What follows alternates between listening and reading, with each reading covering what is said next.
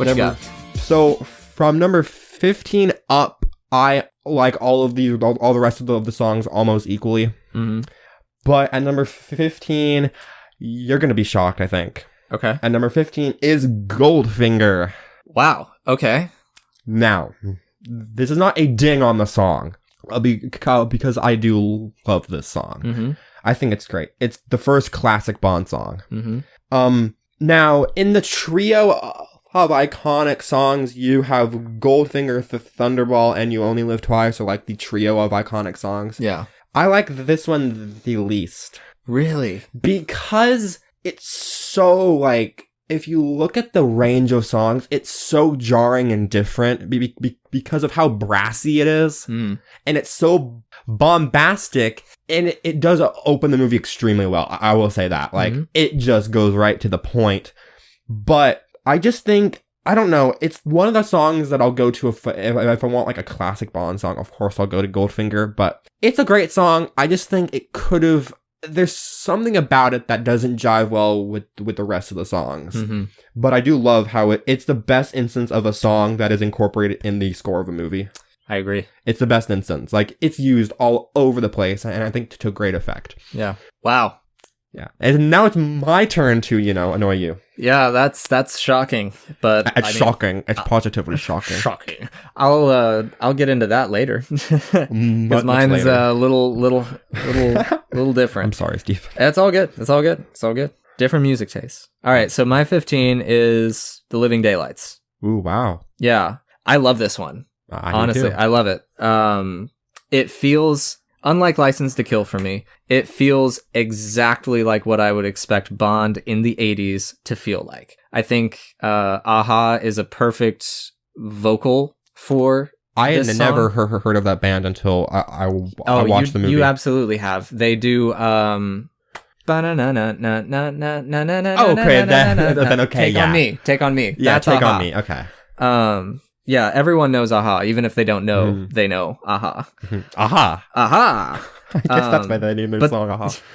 But the vocal works really well for this song. They incorporate the Bond theme really well. They actually invert the Bond theme for the chord progression of the song. So it's essentially the Bond theme backwards. And I think that that's really cool. It is. And they use the horn blasts really effectively in that song. I love the horn blasts. Yeah. So there's a lot of energy. There's a lot of power. It fits with the era very well without feeling like it's pandering to the era. No. It's solid. It's great. Mm-hmm. You'll see that much higher on this list. Okay. It was such a breath of fresh air from all the rock power ballads. Yeah. And then, A View to a Kill changed things up, and people were like, okay, cool. And then Aha, I think, changed it up even more with just this great song. And I think it fits in the movie well. I think the song is better than the film it is in. As you saw in my ranking, I didn't really like it about that much. Anyway, let's move on to number 14, to another one of the iconic trio. Is You Only Live Twice. All right. I do love this song. And it's hard to rank this and Thunderball because they came back to back. Yeah. It's really hard. But You Only Live Twice loses just a little bit in the sense that it kind of feels like Goldfinger 2.0. Okay. In a way, like it uses that same brassy style. Yeah. There are some strings here or there that really makes me feel of Goldfinger. It is a great song. It's used in the movie wonderfully. It's such a joy of a song to listen to. Yeah. And her vocals, that was in Nancy Sinatra. Her one and only Bond song. I think it's great. I love it. It's classic. And if I'm in the mood for just an easy Bond song, I'll go to You Only Live Twice. Yeah, it's good, easy listening. I love that opening. I mean, instrumentals are like a minute and a half. Like, it's a long instrumental opening. Yeah. And then it changes to a little bit of rock style. Ish. Yeah. And I think it works great, and it's never jarring. So at number 14 is You Only Live Twice. Right on. I hope you don't physically assault me for this. Oh, no. My 14... And again, we're in stuff that I love. So that's a consolation. Stop trying to defend yourself, Stephen. Right. My 14 is Live and Let Die. That's that's an icy dagger to my heart. You kept saying that before, and I was like, that you just wait. Tonally, this is like the first massive departure from the established like Bond theme formula. Here's the thing with this, and I ranked this as on a scale of 1 to 10. I gave this an 8. Like I consider this a very good song. I like McCartney in the song. It's Paul, and you gotta love Paul. I don't necessarily love the slow lead in, and my least favorite thing is all of the tempo changes, specifically when it goes from like the chorus to that like reggae sound, like when you got a job to do. Yeah, I'm like, hold up, what are we doing? Can you do that again? When you got a job to do. Yeah, I like what just happened? I listened to this song the first time I heard it. Every time I've subsequently listened to it, I'm like, what just happened? Why are we in ska land now? Like, why are you scatting? What's going on? I hate this. But to rein myself back in, it's Scotland. It just doesn't make sense. Oh my god. But I will say, I love the chorus. I love that when it breaks into the da-da-da-da. Yes. Da-da. I love that. So that's my thing. There's a lot to love. Like, are we in Scotland? Some of this is the very best of Bond music. And then there's Scotland. And that takes it down a couple notches for me. Scotland. You know, I've never really listened to ska music because I'm not a huge fan of ska. Well, if you Live and Let Die, you might. I get it, though. Scotland. We're in Scotland. Yeah. All right, number 13. This is going to shock the living daylights out of you, and it's not the living daylights. That's what I was expecting. It's all-time high. All right. Now, let me defend this, please. I think it's a great upbeat ballad. I think it is used phenomenally in the movie it's in. It's one of the songs for me that never gets old. It's one of the very best Roger Moore era Bond songs, and something that you didn't point out is the first line is all I wanted was a sweet distraction for an hour or two. That encapsulates Moore's movies, and that movie in particular. It's just all of Moore's films are just a nice movie that you can just watch and just turn your brain off and just a sweet distraction for an hour or two. And I think I love that song because it just encapsulates the Moore era. You know what, Brayden? I really like that you enjoy that song, and I'm happy for you. You don't that's all I have to now, say, Steven, do you? No, I do. That's all I got. I like when people enjoy things, even if I don't. Please don't kill me. No, it's all good. Okay, we're at 13. 13. Something I think you'll agree with, because you already said it just like one ranking ago. You Only Live Twice. So with You Only Live Twice, the string melody is gorgeous, and it's the first string melody we get in all of Bond. Yeah, it's gorgeous. It has that like Asian chord flair in the melody, which is very cool. And if you watch the title sequence, it's very Asian inspired. Yeah, well, and it's set in Asia. Nancy Sinatra's vocals on it are amazing. It's a much more stripped back theme. I think it's the first slower one. It's not like a slower ballad like some of them are, but it's one of the first slower themes. The cool thing is, like, Sinatra's delivery in it is so good, it almost like pulls you in the whole song, you know? So yeah, I love this one. Enticing.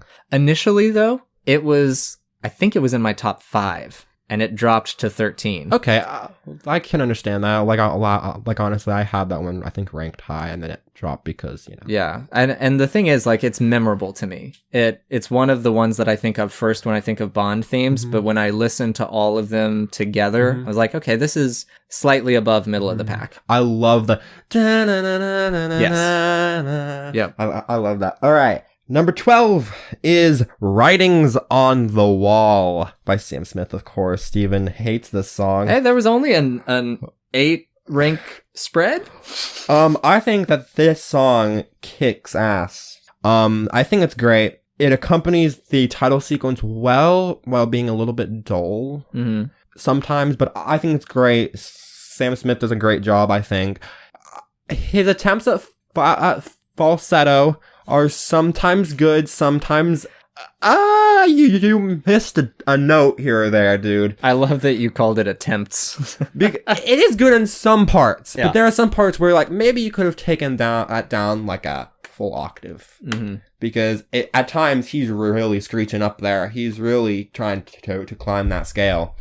But I do think it's enjoyable. It feels like the conclusion of the Daniel Craig story. In a way, but of course it wasn't.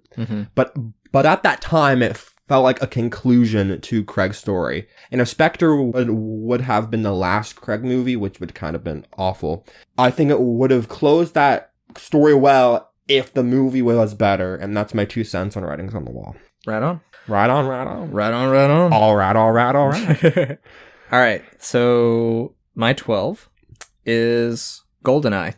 Oh. I think it's got like a really strong groove to it. The brass feels like the first really true return to the Connery era. I thought that you're a Brosnan fan. Wow. I am, yeah. I'm surprised that it's not higher. Yeah.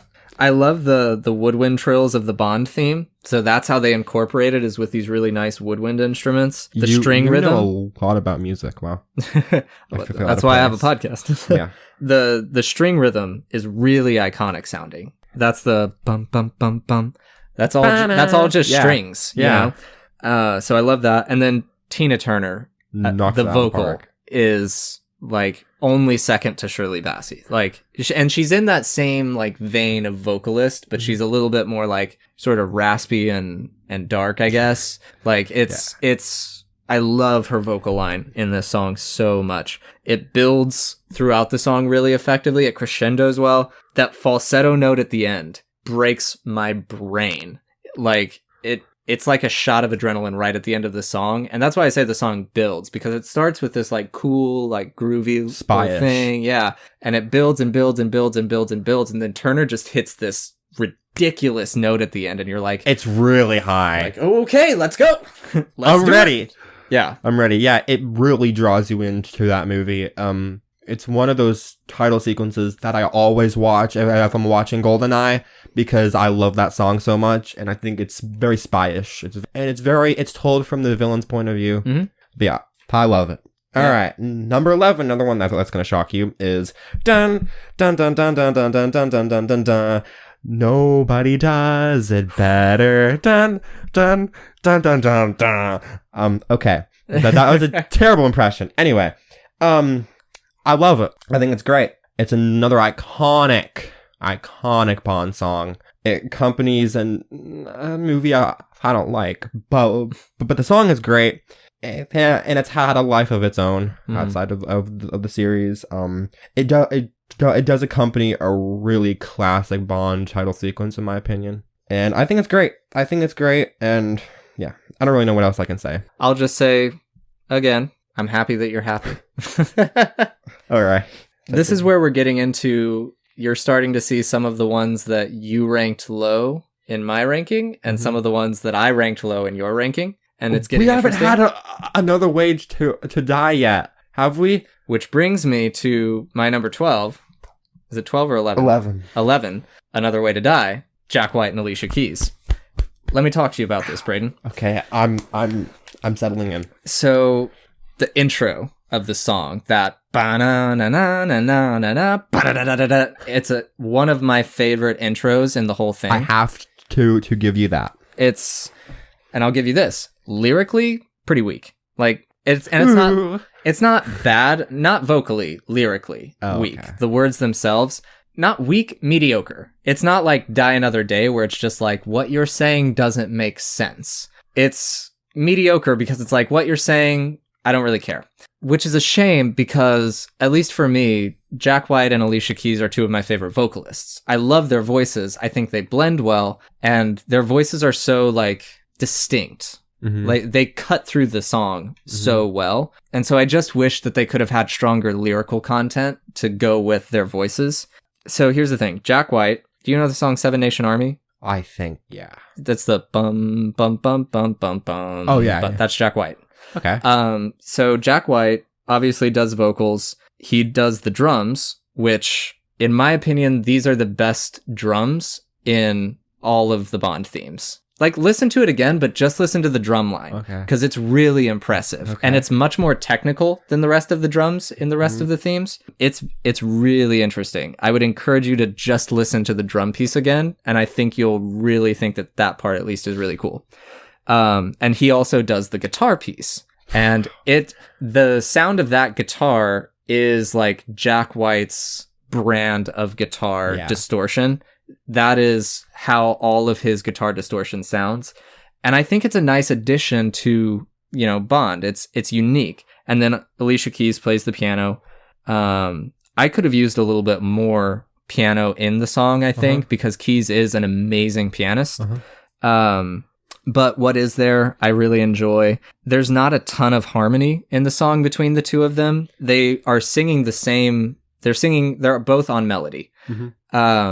And it's really interesting that this guy with a higher voice and Alicia Keys, whose range is out of this world, their voices blend like nearly perfectly, so that when they're singing the melody, it's not like two people singing the same line. They almost make like a hybrid voice. And it's just really unique to me. But when they do break off and do some harmonizing, it sounds so cool because they do mix so well. It's like just two different instruments coming together. This song, I feel like it has so much energy underneath of it, and it adds something new in sound to just sort of the tapestry of Bond themes, while also really respecting the structure of Bond themes. So that's my take on Another Way to Die.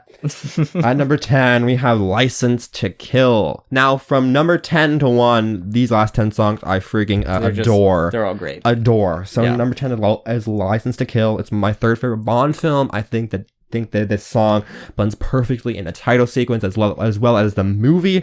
It's kind of ironic that the song is called what it is, and Bond loses his license to kill.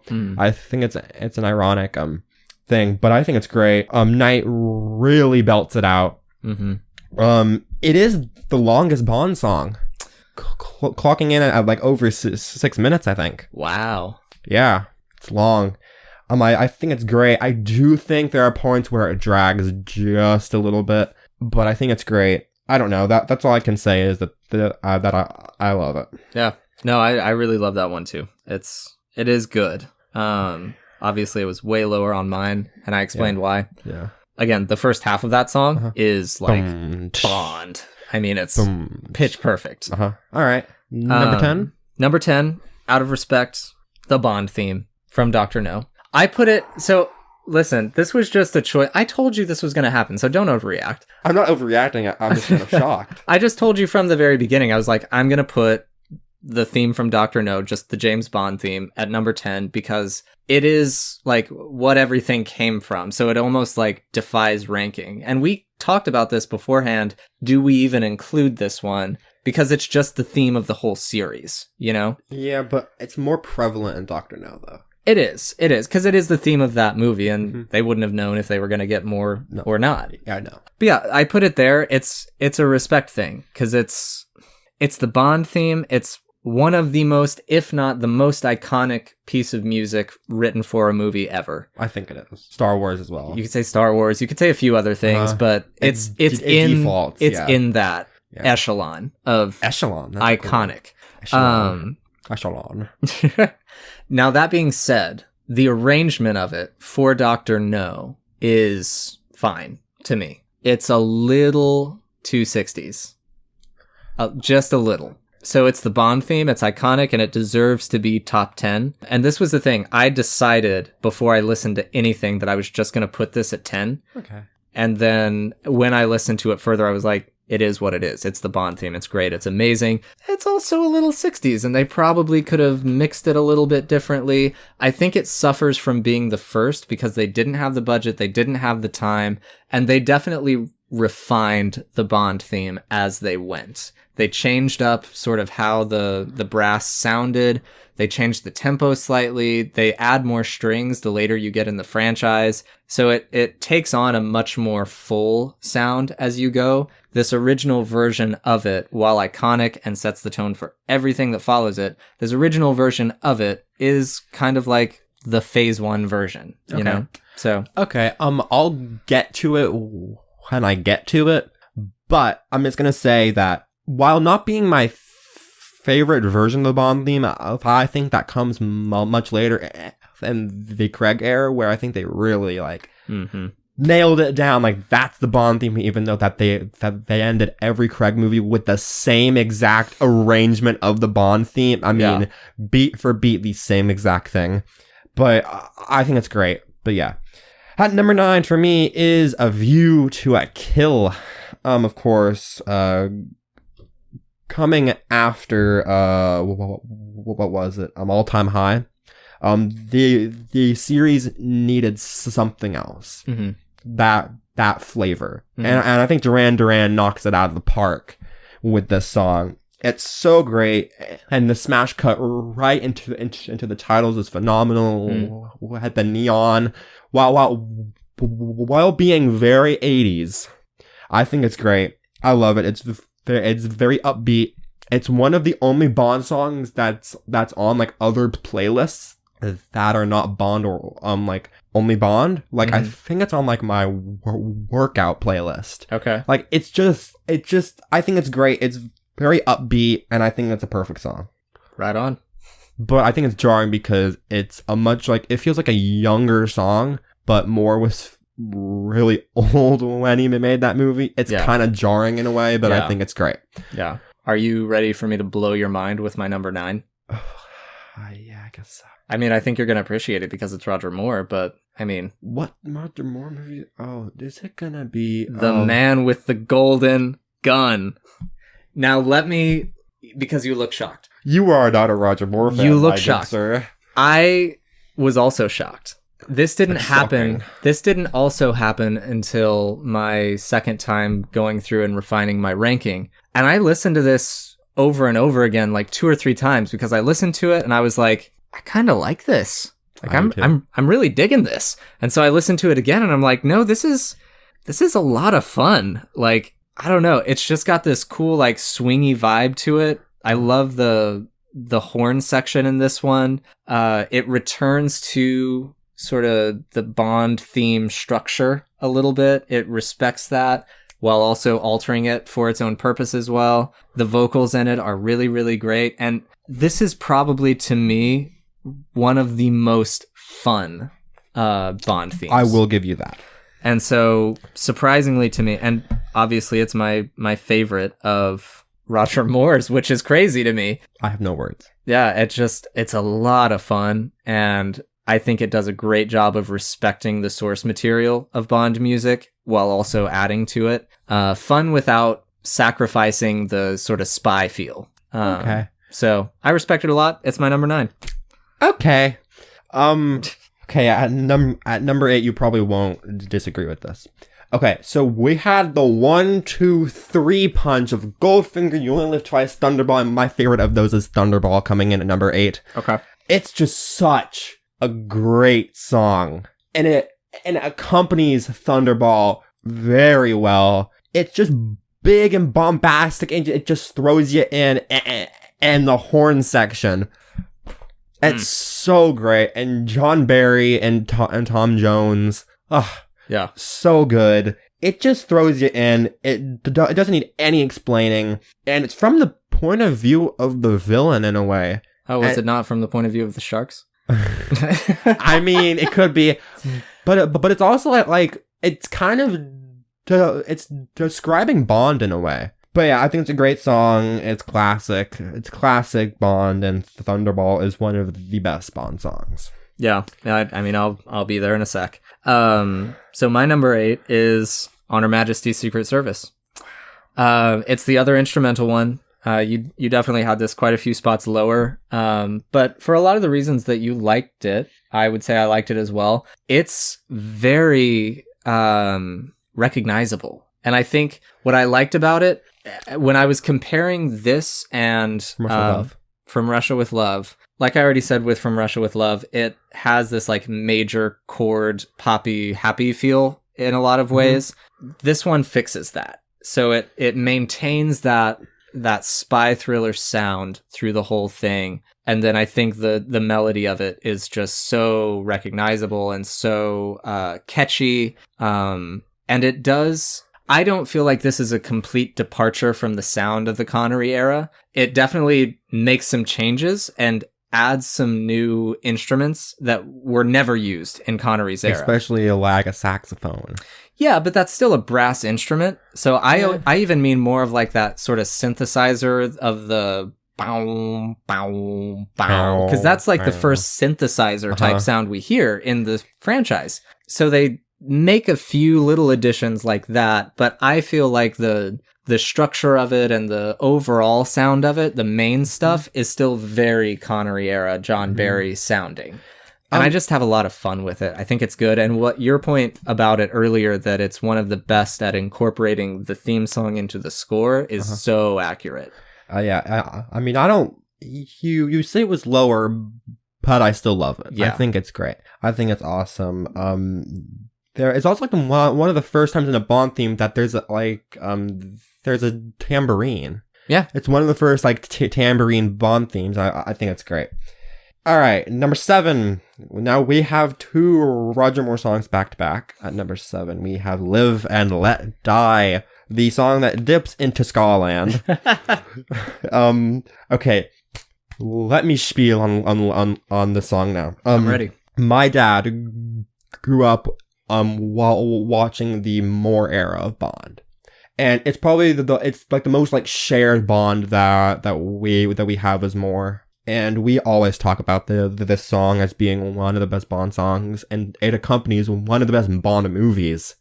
I think it's so much fun. It's so great. It just takes us off. It doesn't need any explaining. I love how it slowly builds, and then it just, like your point, goes into Skaland for a little bit. I just think it's awesome, and Paul McCartney and Wings really do a great job. I love the different, styles of song that it fits in it. I think it's really jarring coming from Diamonds Are Forever, but I think it mixed stuff up, and they shot their shot. I'm glad that they did, because they made one of the best Bond songs, and in my opinion, one of the best rock songs ever to exist. So coming in at number 7 is Live and Let Die. It's classic for sure. I anticipated this being in your top 5, so I'm a little surprised it's even at 7. Yeah. I have a couple more shocks coming your way. All right. I think I do too. Number 7 for me, and let me remind again, top 10, these are all fantastic. Yes. You could shuffle these around a lot, honestly. Yes. Number 7 for me is Casino Royale. I mean, you know my name. Okay, I was like, oh, okay. All right. Yeah, You Know My Name, Chris Cornell. I think at this point, we're at in my ranking, 9 out of 10s and 10 out of 10s. The rest of these are all that. This is one of the best intros to a Bond theme ever, with that huge guitar. But it's not just the guitar with the ba-dum, ba-dum, ba-da-da-dun. And then it follows that as an echo. It's almost like a call and response. And then the response is these cool muted brassy horns with some strings underneath of it. So it's you get this bombastic guitar and then these bombastic strings that are kind of muted. And I think that interplay between those two through the whole song really speaks to the tension between classic and new that they were going for in the Craig era. And then you just can't say enough about Chris Cornell's vocals in this song. Rest in peace. Yeah, it's one of my favorite vocals in the entire franchise. Oh yeah, absolutely. It fits super well. I tend to be a lot pickier with the male vocalists in Bond themes. Not many, so yeah, there aren't. I think they're hit or miss. This is the hit. It's amazing. I can't say enough about how he sounds. He brings that raspiness and just this power to his delivery. It's a song that will get you hyped up, whether you're a Bond fan or not. If you just need a great song to listen to, go on the workout playlist, whatever. It's amazing. All right. I love it. At number 6, we have For Your Eyes Only. Okay. My number 23, by the way, just to keep that in scope. After Moonraker, the franchise was running on fumes, and they needed something. something, anything, because Moonraker is one of the most unremarkable Bond songs ever. Mm-hmm. And they needed something. And they chose, what's her name? Whitney Houston, right? Yes. She knocked it out of the park. I adore this song. Another song that my dad and I always talk about as being like one of the best Bond songs. It's classic. It's synonymous with more.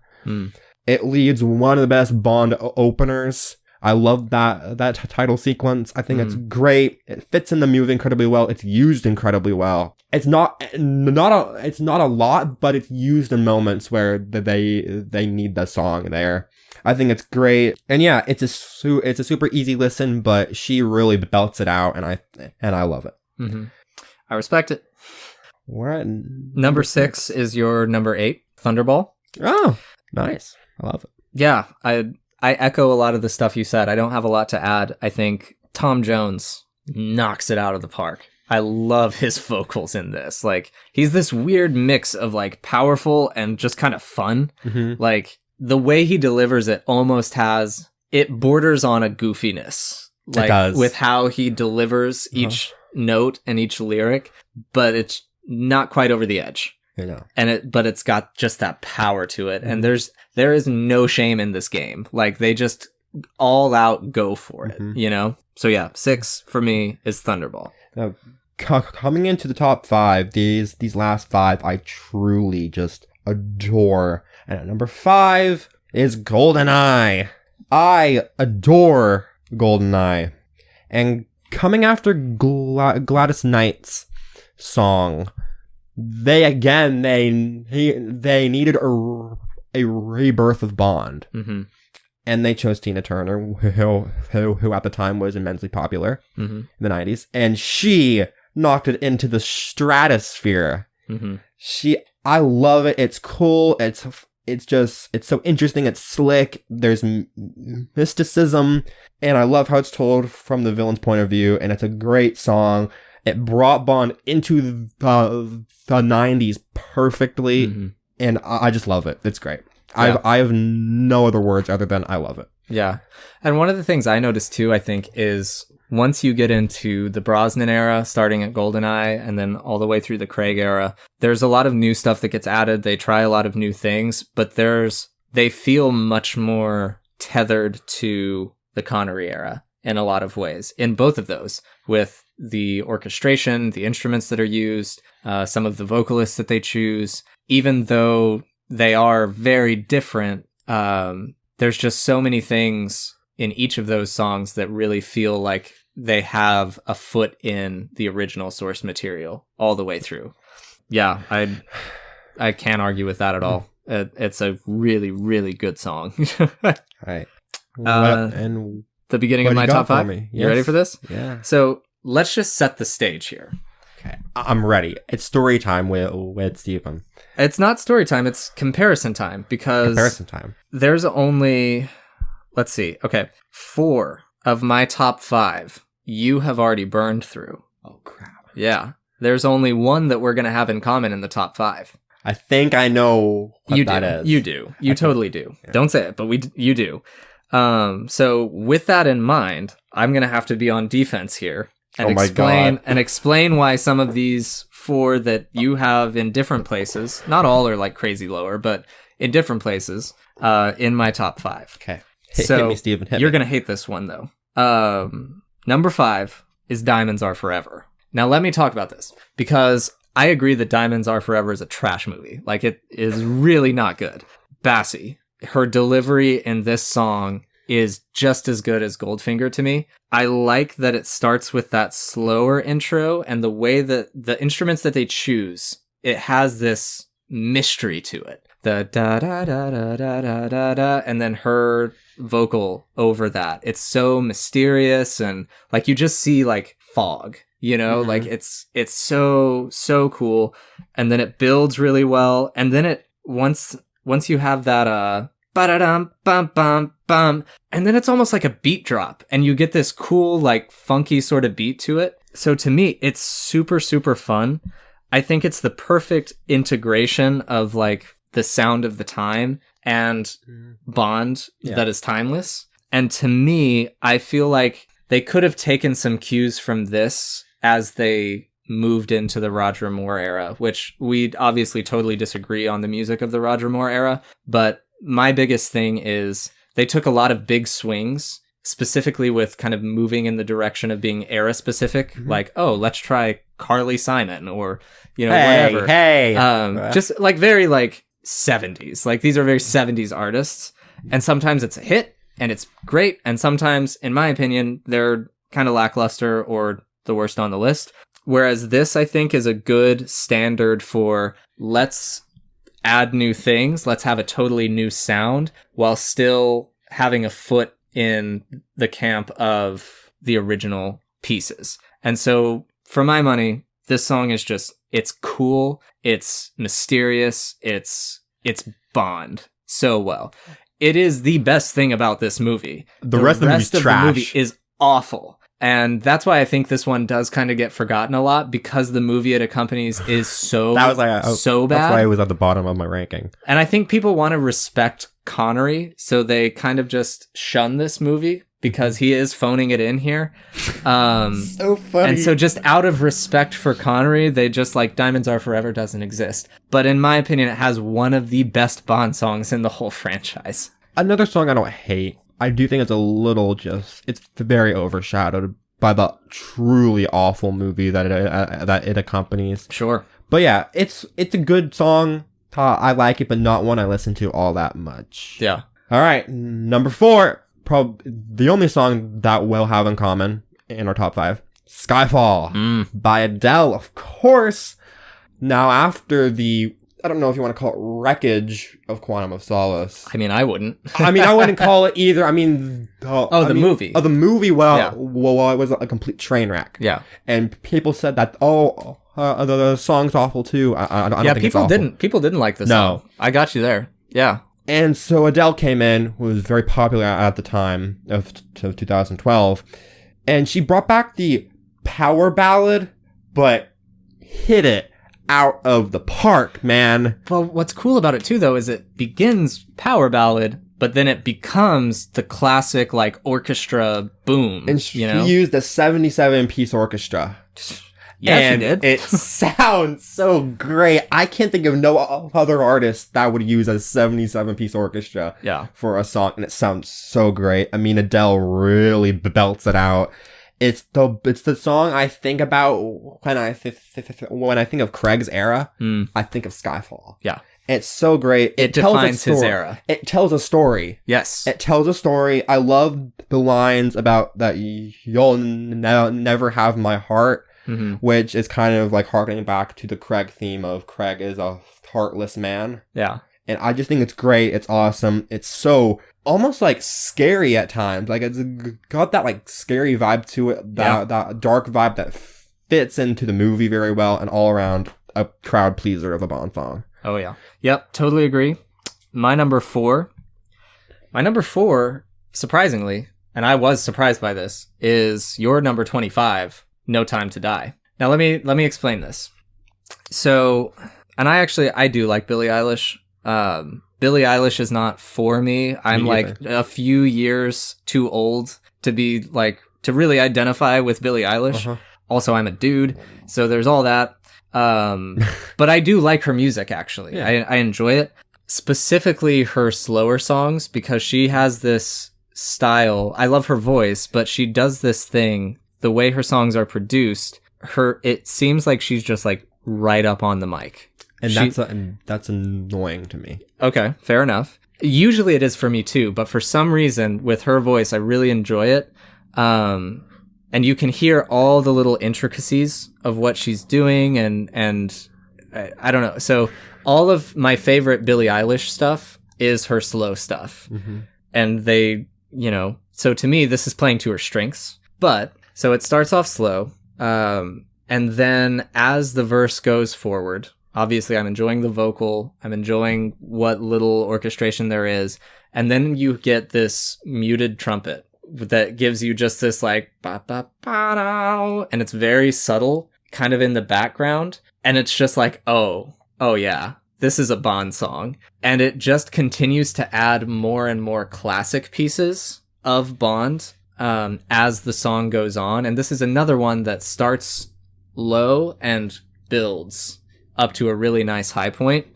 And I think that it is the perfect cap on the Craig era Bond music. And if you go back and listen to it, I think you kind of mentioned this as a negative thing, but I think for the last thing in the franchise, it does take cues and pieces and instrumentation from each of the previous ones. So it takes a couple of like melodic chord progression cues from You Know My Name. It definitely takes some of the string influence from Skyfall. Takes nothing from Another Way to Die. Not a ton. I would argue the vocal style a little bit is somewhat in line with that. And then, yes, there are some string pieces that feel like they're ripped straight from Writings on the Wall. Mm-hmm. So to me, it incorporates the rest of the film's theme so well, while also kind of standing on its own. I haven't been able to get enough of this song, and I think it's a really good addition. In my opinion, perfection of the slow Bond ballad. It is the best version. All of the work that came before in slow Bond ballads has led to this one, and I think it's the fourth best ever. I'm rolling my eyes. I'm rolling my eyes. Number 3 for me is You Know My Name. I don't know what else I can say other than it brought the Bond era really into like the 21st century extremely well. It hooks you into that movie. That pre-title sequence and the title sequence, if that doesn't hook you into the movie, I don't know what does. It demands your attention. It demands your attention. And it's the song that I feel like getting up and like rocking out to myself. Mm-hmm. It's just so great. I know Chris Cornell really belts it out. Mm-hmm. It fits with the theme of the movie and the theme of Craig as Bond. And again, it's another song that's on other playlists that are not just Bond. And I think it's great. It's outstanding. It fits that movie, and it's my number 3. I can't disagree with any of that. Totally respect that. I think it's interesting. I just thought of this while you were talking. There's a through line, I think, from You Know My Name to the 2 Timothy Dalton era themes. And it's almost like Chris Cornell was like, really love what you did with that hard rock stuff. Let me do it perfectly. And then he did it. So to me, it's like, this is the perfect rock Bond theme. Like, I'd completely agree. 10 out of 10. 10 out of 10. Would listen again. Number 3, The World Is Not Enough. Twine. Okay. By Garbaggio. Garbaggio. Yeah, so The World Is Not Enough. It's my favorite of the Brosnan themes. What I like about it is it's so unapologetically classic in its sound with the strings and the horns and all of that. But even with that, I think it's the most, to me, iconic and easily recognizable string line, second to You Only Live Twice. It just really digs in. You can't ignore it. It's so good. I will say, I think the verses could be a little stronger. They drag a little bit, but then you get to that chorus and the delivery of it, the lyric of it is amazing. And as you build to the end, like the climax of the song, it's just overpowering. Like they're throwing every instrument, every vocal trick this person has. It's all getting thrown up into this song. And there's also this thing, it seals the deal for me. As she's repeating the line, "The world is not enough" at the end, super high. The strings are doing, the strings are doing this like loop type pattern. They're doing this like da na na na na na na na na na na na na, and so she does the world is not enough, and then the strings come in with a ba da da da da da da da da, and it just builds this energy back and forth so much. Mm-hmm. So I think it's got the energy and the hype of You Know My Name. It has that level of energy to me, while also combining that classic Bond feel of the Connery era. Okay. All right, Twine. I already talked about Twine, and I also think it's great. Yeah. It's classic. It's classic for a new generation of Bond fans. Yeah. But moving on, now you probably know what my number 1 is going to be. But my number 2, The Living Daylights. That's so high. Oh my gosh. Okay. This was shocking. It was positively shocking. But it was shocking to me because my favorite Bond song outside of the Bond theme has always been You Know My Name. Mm-hmm.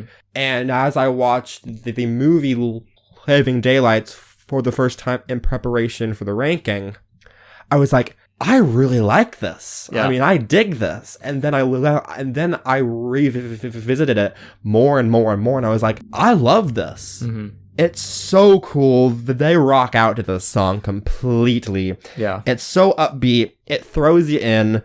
It's a breath of fresh air from A View to a Kill, even though I love that song too. Mm-hmm. It gives Bond something else. It doesn't feel too 80s-ish. It feels just on the cusp of being original, but yet 80s. Mm-hmm.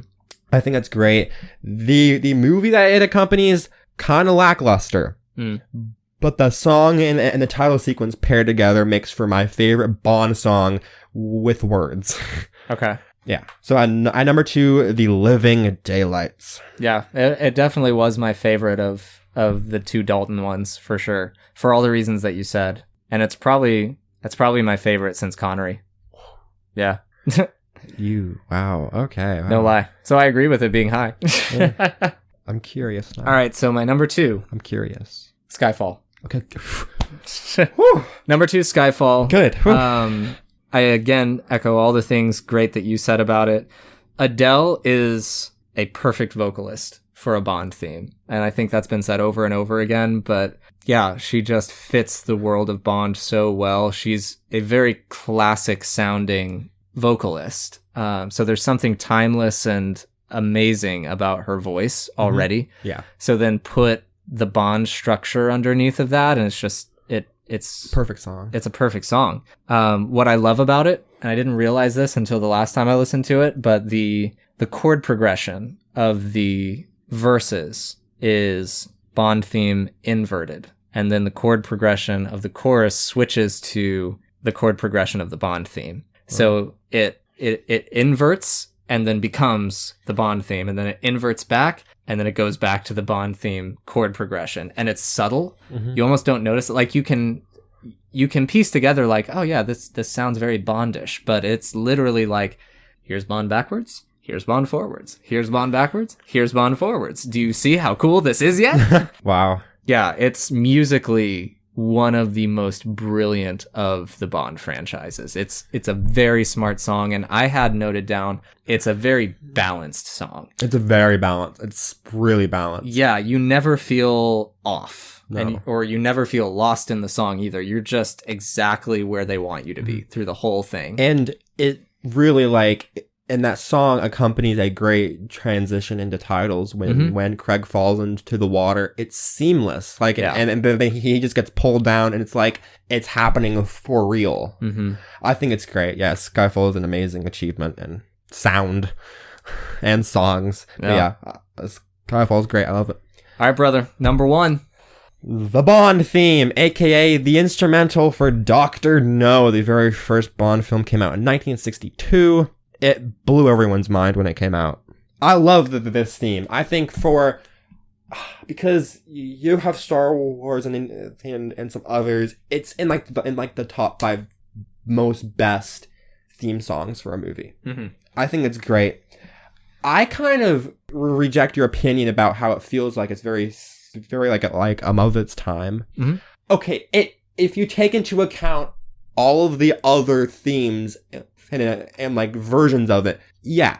But taking it on its own, it's a cracking song that in the title sequence, it does turn into like a Jamaican club song, like halfway through, which I thought was weird. Yeah. But on its own, great. I love it. It's used phenomenally throughout the movie. My 2 favorite points are one when he shows up at that girl's house and she opens the door and he's just like standing there, and it's very like in the background, but it's so cool. And then of course when he says Bond, James Bond, and it swells. Oh, it gives me just chills every time I watch the movie. But yeah, and number 1 for me is the Bond theme.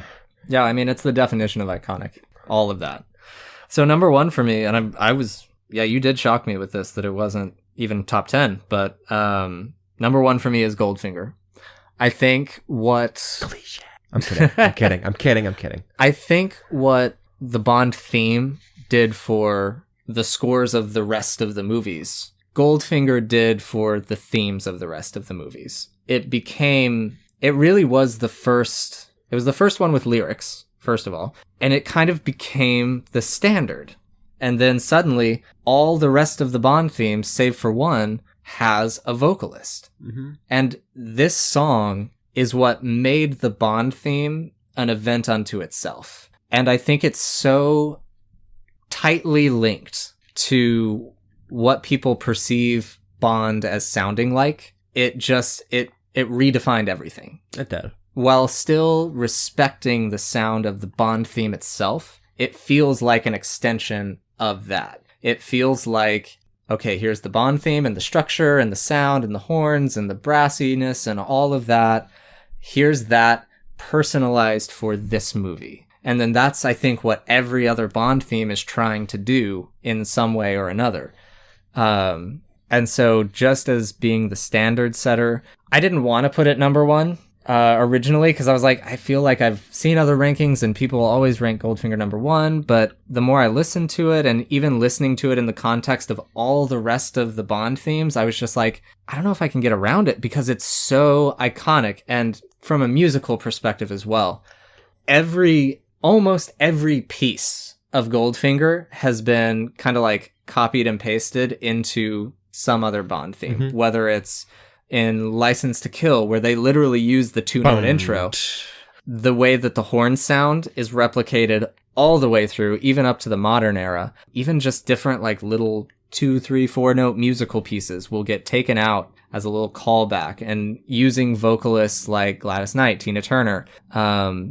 That's because Shirley Bassey became the iconic like Bond voice. Yeah. And so for all those reasons, Goldfinger is my number 1. Yeah, Goldfinger, it's synonymous with Bond. Yeah. It's synonymous with film, honestly. People talk about it a little too much and don't give the rest of the songs in the series a ton of credit because it was like the first song with words, but I think it's a good song. There is a legend, I think that's actually true around that song, is that Van Halen, rest in peace, did the guitar. Really? Yeah, and what happened was, he was like super young, obviously, and he was like, okay, I'll do this for this woman, and he came in, and then Shirley Bassey came in with her fur coat, and she took it off, and she took a drink of bourbon, I think, and she did the song, like, okay, ready, 3, 2, 1, go, and Van Halen finished up his entire thing, and was out the door, and Bassey held that final note for so long that she passed out in the sound booth, and Van Halen was out of the studio and packed up and everything, and she was still holding that note, and she passed out. That's incredible if true. She holds that note for so long. Same with it's a high Tom Jones and Thunderball. It is, and you can definitely tell. Like, I feel like Tom Jones was almost like, I have to end with a long sustained high note, because otherwise it's just going to be a letdown after what she did. Yeah. That was a marathon, dude. That was a shock to my system. Yeah, we had very, very different rankings. Our two only rankings that were identical were Tomorrow Never Dies and Only Tomorrow Never Dies. Only Tomorrow Never Dies. We had 2 or 3 others that were within 1 or 2 of each other. Wow, I didn't know.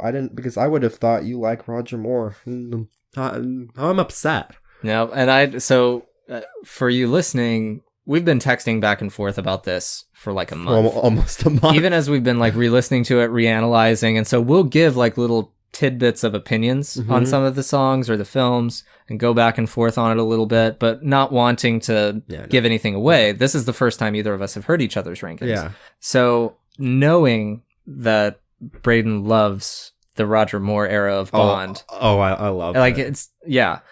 And I'm less into it. I don't have the same connection to it that you do either. I came to it much later. It was kind of the last set of Bond movies that I dove into. Wow. Whereas it was the first for you. Yeah. So I have a very different set of circumstances coming to it. So I knew, especially after I made my first rough draft of my ranking, where like almost all of the Roger Moore movies were at the bottom, Not even anything to break it up, just more. Yeah. I was like, this is rough. He's not going to like this. Yeah. But going through the second time, hearing stuff again, and like I was so shocked by Man with the Golden Gun, and that's not a sympathy ranking at all. Like I enjoy that song so much that it's high on the list. All-time high. No, I'm kidding. More was, I think, the first Bond movie I ever saw. It was like a little like list of them. It was Live and Let Die, it was Goldfinger, and it was Casino Royale, I think. I think those are like my first 3 Bond movies. And I remember just like, holy crap. Like, and there's an entire franchise of this crap. I love this. More is it's the era that my dad and I always kind of, bond over because it was, his first. And it's the one that you can talk about the most because there's just so much there. And like, each song and movie is so different. Yeah. And if you watch my ranking, you see most of the more movies above 20. Yeah. I just think it's a great era, but you're more for Brosnan, I know. I do love Brosnan a lot. And again, that's like Brosnan was Bond when I was a kid. So that was that's who I first knew as Bond. I remember when Die Another Day came out very vividly. So that's a rough movie. It is. It was also the first Bond movie I saw. Yeah. But even then, like, Die Another Day is fun. And especially... It is fun. Especially if you're, like, a little kid. Uh-huh. Like, you don't know how it's crappy. Yeah. It's just like, whoa, this is crazy, and it's colorful, and stuff is happening. Windsurfing on a wave! And that's cool, because I'm 7! Like, that kind of thing. So to me, like, I loved it, and I was immediately like, okay, I want to watch more Bond movies off of Die Another Day as a kid. And so then the rest that I saw, because it took a few years for Daniel Craig to get thrown in there. So I saw the rest of the Brosnan ones with Tomorrow Never Dies, World Is Not Enough, GoldenEye. Loved them. And that was Bond to me, was the Brosnan era. And then being able to understand that, like, oh, Brosnan kind of took some inspiration from Connery. So then I was like, okay, let me go check out Connery. And so I loved, my favorite of the Connery movies is Goldfinger.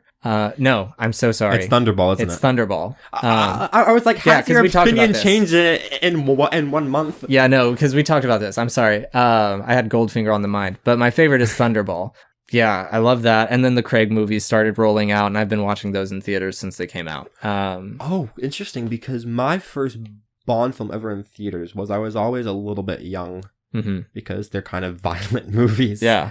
But I saw Spectre in theaters. Okay. Was that your first one in theater? That was my first one in theaters. Now I know, kind of a crappy movie, but I have some fond memories of it. And as I reflect on Spectre, I like it a little bit more each time I think about it, because it's my first one in theaters. I was with my family, and I feel like it's also visually stunning. It is. I just think, but who do you think in general is the best Bond? Not in your own personal opinion, objectively. My personal favorite is probably Craig or Moore.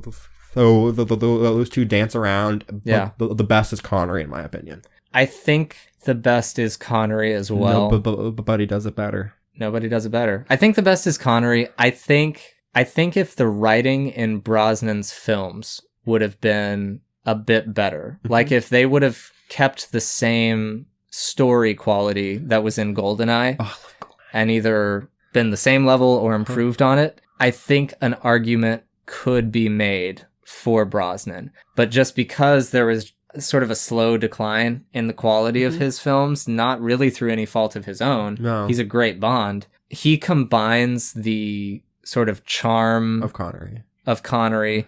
You look at him, you listen to him speak, and you're like, I understand why all these women want to sleep with you. I get it. But he also, I think he does the action slightly better than Connery. Honestly, yeah. I think he does. He was the first after Dalton, like the first Bond that you could buy. He could charm a chick, but also kick ass. Right. At the same time. Right. And he's the only Bond that looks as comfortable in a suit as he does in combat gear. Yeah. He's the only Bond that can pull that off. Yes. I 100% agree. Yeah, so I agree Connery is the best.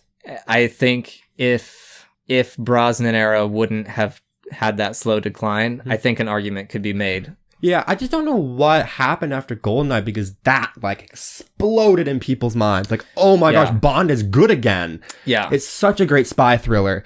And then Tomorrow Never Dies. I'm like, okay, all right. I think people do respect that one still quite a bit. I was like, okay, that's awesome. And then The World's Not Enough. And I'm like, whoa, what happened to the tone? Like, even the tone is different. The tone is different. I still like that movie. I do too. But the tone does take a departure. And it feels like they weren't totally confident in the choice. And so there's like this foot in what they had already done, but then they're trying to do this radically different tone. Yeah. And it's just... Because there's like dark elements to it, and I like the more like dark storyline with it. Mm-hmm. But there's also Christmas Jones. Yeah. Who is like, okay, that's one of the worst Bond girls in my opinion. Every pun surrounding that character is my favorite though. I love it. Because her name is so like pun full. Yes. It's just so, but after like the first two Brosnan films, I love those movies, and they're both in my top 10 if you watch it. The other two are lower, and then Die Another Day, it's like its tone it changes in like every scene. Yes.